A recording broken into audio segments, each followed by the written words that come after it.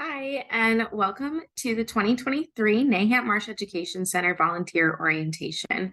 My name is Kelsey Massengale, and I am the volunteer coordinator for Nahant Marsh. And this video is just going to walk you through a little bit about Nahant and how we work and how you can volunteer here. So just a quick overview, like I said, of what we're going to be going through. Really, this should help answer kind of those first initial questions of how do I get involved? What does getting involved look like? What does the organization look like? And all of hopefully the other questions that come with that. So let's dive right in. So before you volunteer with us, of course, it's important to know who we are, what we do, all the good stuff. So it's really summed up best with our mission and our vision statement. So the mission of Nahant Marsh is to protect, enhance, and restore the marsh through education, research, and conservation. And really, volunteers are part of all three of those pillars. They're vital to all of the things that we do. And they're really helpful as we work towards that vision, which is listed there to foster wonder, appreciation, and stewardship of the natural world. And as you volunteer here, you'll probably meet lots of our staff. So thought it was a little important to introduce you here. So first we have our executive director, Brian Ritter, then our director of operations and donor relations, Liz. We have our director of education, Amy Loving, our marketing and events coordinator, which is Colin Shirk. Then we have our natural resource manager, Kinsey, who most of our volunteers end up working with. If you're doing anything that's outside, usually you're with Kinsey. We have our research coordinator and naturalist, Jimmy. Myself is the volunteer coordinator. Our naturalist, Allison. And then we have 3 natural resource crew members.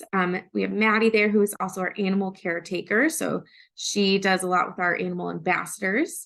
And then we have Zach and Corey, who are a little bit more mysterious out in the field. There might not see them as often, but they're out doing lots of work, and you may end up doing some stuff alongside them. And then one of the partners of Nahant Marsh is AmeriCorps. So we have kind of rotating people that serve a term with us, usually in the education positions.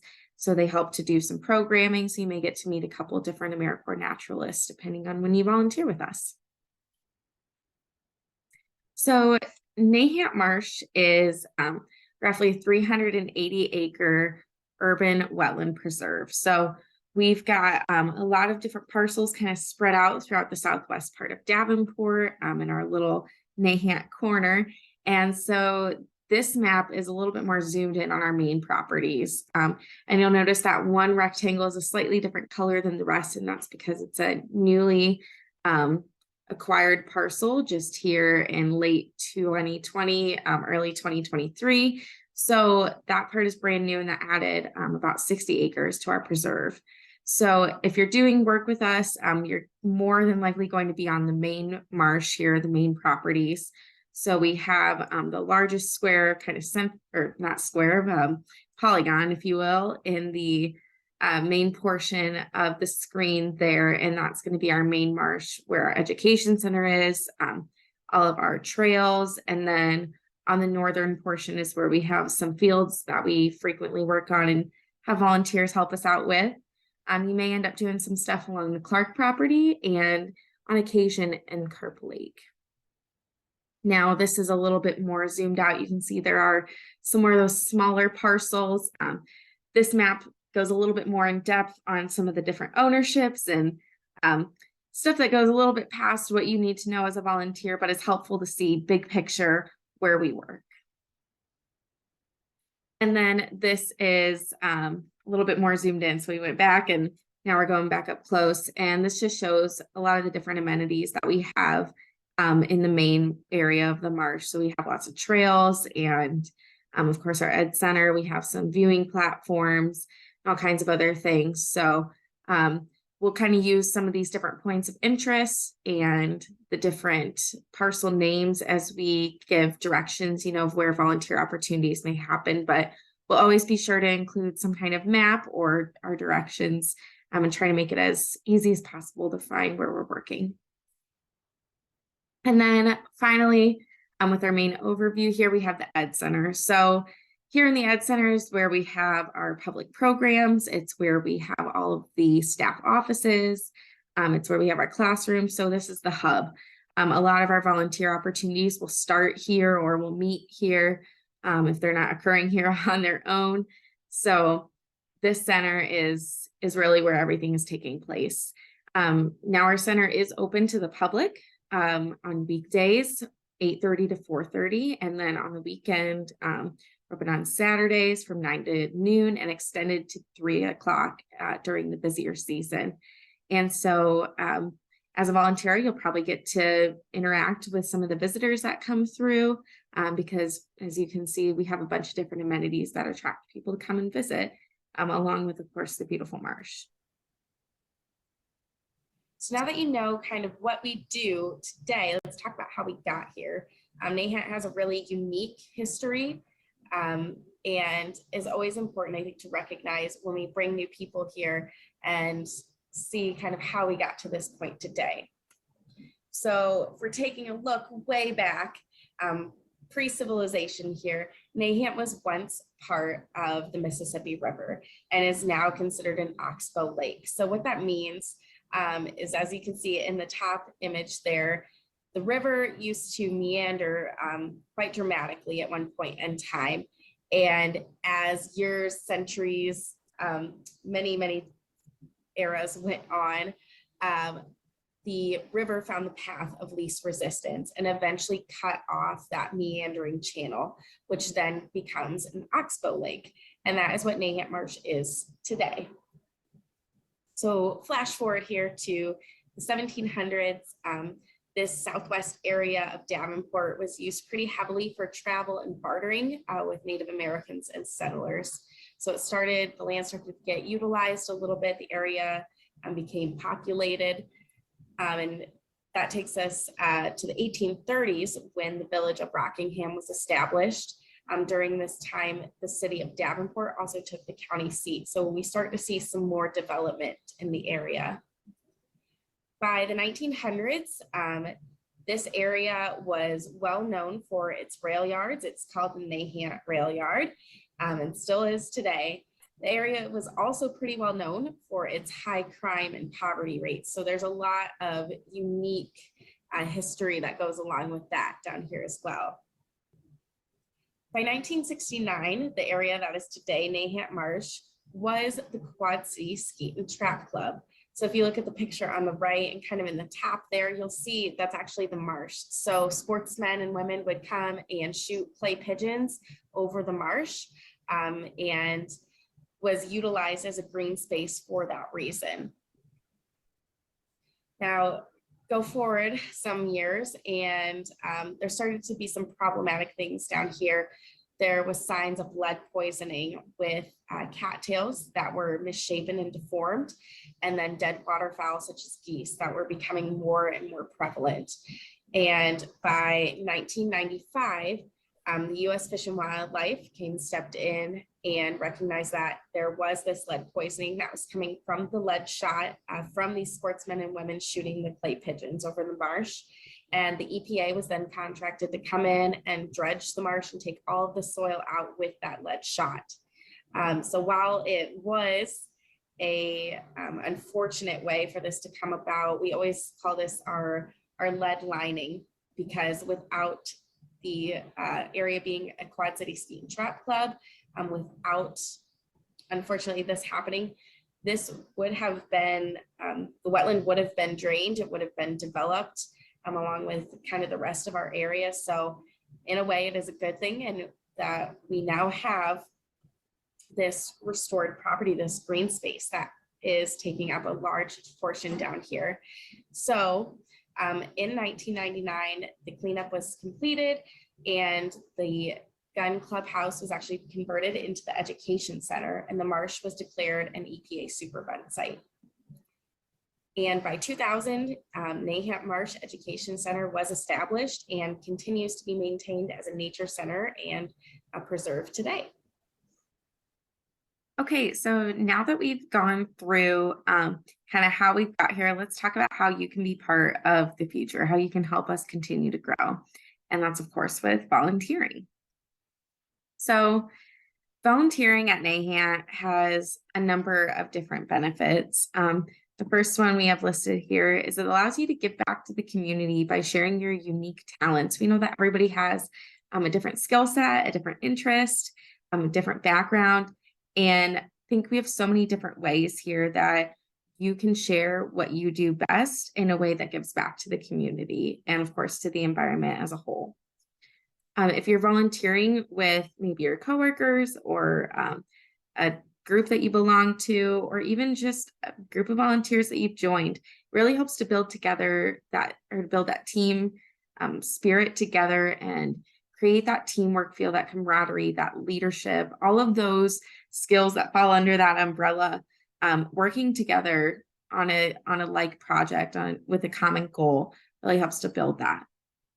And then finally, can thrive in nature while making a difference. We all know how beneficial being outdoors is for us and how hard it is to get out sometimes. And so we are happy to provide that opportunity and share those different experiences with you. So you get to do all this work around this incredible place and give back while you're doing it. And so there are a number of different ways that you can do that. These are just some of the ways that you can get involved, some of the opportunities, and we're always happy to kind of create something with someone if there's a niche opportunity that they may be interested in. But you can see kind of the two top ones. There are education and natural resources. So those probably have the most need and the most opportunities for volunteers. And along with those, we have ways to get involved with research and special projects, different volunteer committees, and so many more. And we'll share those throughout the year in as many different ways as we can. And so with that, let's talk about what you can expect being a volunteer, and then kind of what we expect from our volunteers. So of course, we are a nature preserve. We do a lot of things with the outdoors, so you should expect to be outdoors in some format if you're volunteering with us. Oftentimes our projects include manual labor of some sort. And so we'll always clarify, how intense a task may be or kind of what you should expect from the individual volunteer project. But just know that that may be part of your contribution or your volunteer experience here. We also do a lot of our projects in group settings, whether that's a group of volunteers or group of volunteer and staff, or just a big group of students sometimes that like to be involved. We do a lot of collaborative efforts here, and so you should expect to be in those group settings. Being a public nature center, we also often have families and visitors that are here. And so you should expect that there are often children around. So just being cognizant of that, I think, is important to know that that's what you're walking into. Already mentioned collaborating with others. We're really big on building off of each other's ideas here and working together.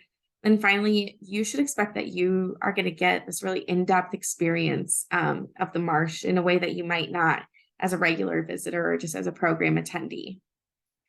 And on the flip side of that, what we expect, we of course want you to dress appropriately, both in the sense that you're dressing for the volunteer opportunity, the task, the project, however you want to look at that. So if you're going to be working outside, maybe planting trees, probably don't want to be wearing flip-flops. We also look at that in the sense that this is a family-friendly center with children around. So just being aware of how we portray ourselves, and also, of course, some of the ways that we want to be appropriate for that setting. We also want you to have a positive attitude. All of our staff, we love to work here. We love to share what we do. We love to share our experiences and the marsh as a whole. And so with that passion and that excitement, we want you to have that same experience. Of course, everybody has bad days, but we hope that you can come in with a positive attitude and a positive outlook on what you're doing here. We also expect volunteers to be punctual and reliable. And that's just with the nature of the work that we're doing, it's important that we can rely on the people to not only show up, but to do the task at hand, and do it the way that we ask. And that kind of goes with the next 2 points. There really is to follow directions from our staff. So whether that be how to properly spray pesticides or how to lead a specific program, we're trained in these individual areas. Our staff is full of people with lots of knowledge and experience, and so we want to share that with you, but make sure that it's being followed properly. With that, just be willing to learn, and work with others. Be flexible. It's a changing environment here always, and so we always want to be adaptable and flexible. Then we want to adhere to our safety guidelines. Again, working with things like pesticides or working with different types of equipment or with children. We have these protocols, we have these guidelines, and we'll share them with you beforehand, but we want to make sure that we're following them to keep everybody safe. And then finally, we want your feedback. So we'll provide annual surveys at the end of the year to gather some of this feedback, but we also want to know along the way. We expect that if you have any issues or any questions that you reach out. We're here and we're available and we're happy to help. And we want to make everyone's experience as best as it can be. So that kind of leads us now to how can you volunteer? Well, if you haven't already, you can apply on our website at nahantmarsh.org. It's right up there at the top. And that will take you to, that'll prompt you to complete an application. And once you're approved, you'll receive a confirmation email that prompts you to set up your Nahant account. So then you can go in and create this account using the email that you initially got your confirmation from. That helps us to streamline things. If you start making stuff with different emails, it gets a little tricky. So you want to keep it the same. Once you get that email set up, your account set up, you'll be added to the list for our volunteer buzz. And you can see that's that header there is at the bottom. And you'll want to watch your emails for that. We send out the volunteer buzz at the end of the month and sometimes twice a month just to give some reminders. But this monthly e-blast is a way for us to share the upcoming opportunities with you. And there's also sometimes some little blurbs maybe about what's going on at the Marsh, some things that you should be aware of. So you want to check. Sometimes it ends up in people's spam boxes, so you want to check those, but make sure you're on the lookout for our cute little bee there.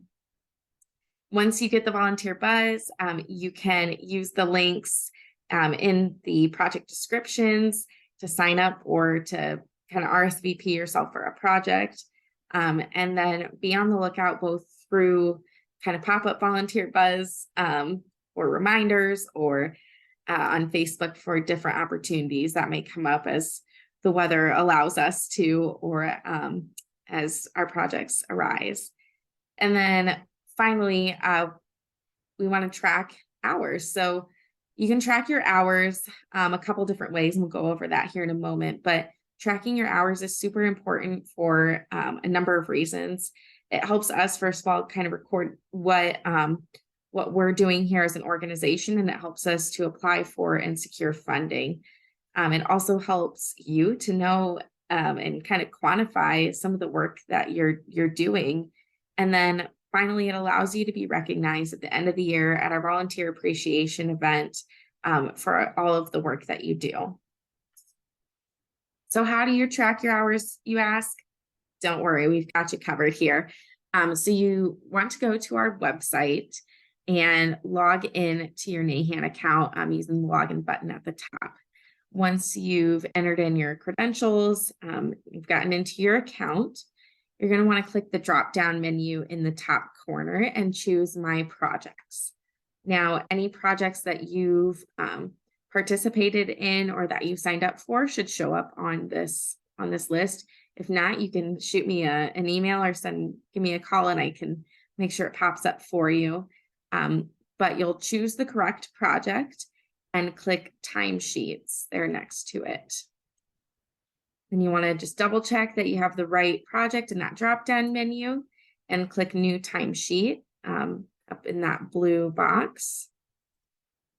And then you can go ahead and enter your volunteer hours for whatever day you logged them for. And then it's pretty easy. At the very bottom, you click Save and Submit, and that'll go to us, and we'll be able to track it.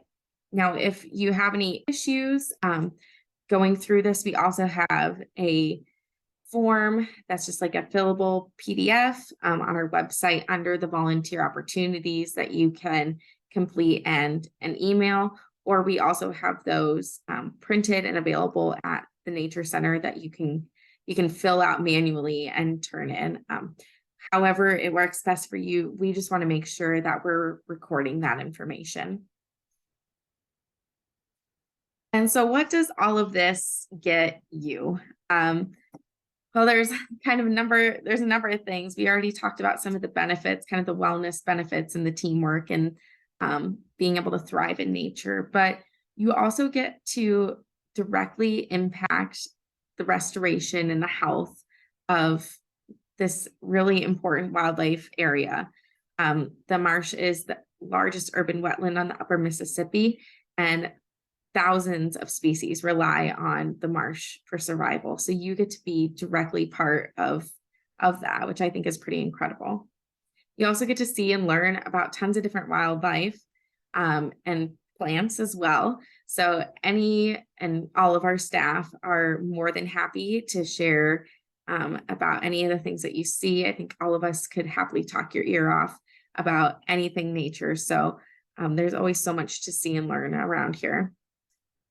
You're also going to have a more in-depth Nahant experience. Like I said before, you're going to get to experience things. You're going to probably get to see different parts of the marsh or different critters than you would if you were just to come as a visitor. Our volunteer cohort already is full of such amazing people, and find that a lot of them have similar mindsets, very environmentally oriented and so passionate about nature. So being part of that group is really special. You also get to help, whether it's through our education program or maybe through mentoring another volunteer. You get to help foster future environmental stewards, which we know is incredibly important as we progress through our society and have continuing climate needs that need to be addressed. So being part of the group to spark the next generation, I think, is a really cool opportunity. And then finally, you get to be part of our annual volunteer appreciation event where we get together, provide delicious food, and get to celebrate you and all the other volunteers that make these incredible things happen around the marsh. And so with that, I say, let's get started.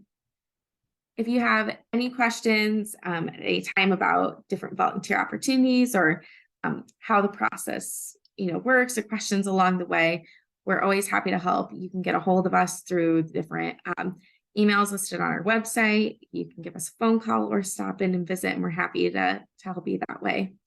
However you end up here, we're happy that you do, and we're excited to be able to work with you. Thank you.